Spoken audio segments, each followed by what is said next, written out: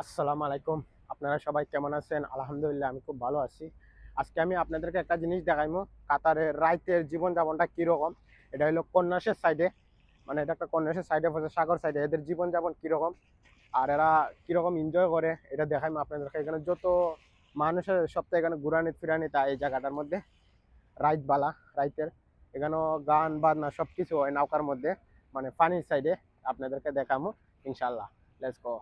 একটা নৌকার মধ্যে উঠলে কত টাকা লাগে টিকিট এটা আমি জানি না, কিন্তু আগে আমি জানতাম 5 রিয়াল আসলো। এখন আমি জানি না কত টাকা লাগে, কিন্তু আমি দেখাইমু আপনাদেরকে কত টাকা লাগে, জানাইমু আপনাদেরকে কত রিয়াল লাগে অনেক বর্তমান সময়। আমি জানি না 2019 সালে লাগবে 5 রিয়াল, আর এখন 2025 সাল, আমি জানি না কত টাকা লাগবে। কিন্তু অনেক দিন পরে আসলাম, মেবি 5 বছর পর। কিন্তু আমাদের এদিক দিয়ে আসা যাওয়া পড়ে না, আমি অন্য শহরে থাকি, তাই সেই শহরের জীবনযাপন নিয়ে আমি ব্যস্ত। এই যে নৌকাটি আছে, এই সম্পূর্ণ নৌকার মধ্যে নাচ গান বাজনা সব কিছু হয়। এই যে নৌকা, অভাব নাই এদিক দিয়ে নৌকা। कितने रियल है भैया? 10 रियल अभी? कितना टाइम लगा? 10।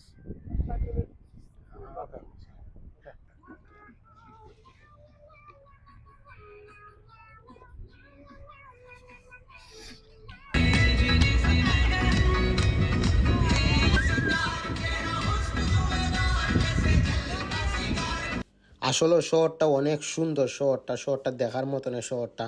তা আমার কাছে খুব ভালো লাগছে। তা আপনাদেরকে আমি ভিডিও করে দেখাইতেছি, সাইডের দিক দিয়ে ভিডিও করে দেখাইতেছি, মানে সাইডের দিক দিয়ে ভিডিও করেছি। এটা হলো সাগরের মাঝে যে নাওটা আনছে, নাওটা সাগরের মাঝে আননা মানে ঘোরাফেরা সাগরের মাঝেতে গান বাজনা করে, তো অনেক সুন্দর লাগে, নিজের কাছেও ভালো লাগে। তো অনেক মানুষে আয় এই জায়গার মধ্যে এনজয় করার দেয় বা না গান বাজনা করার দেয়। যারা পছন্দ করে গান বাজনা তারা আয় এই জায়গার মধ্যে, নৌকার মধ্যে আয় গান বাজনা করে।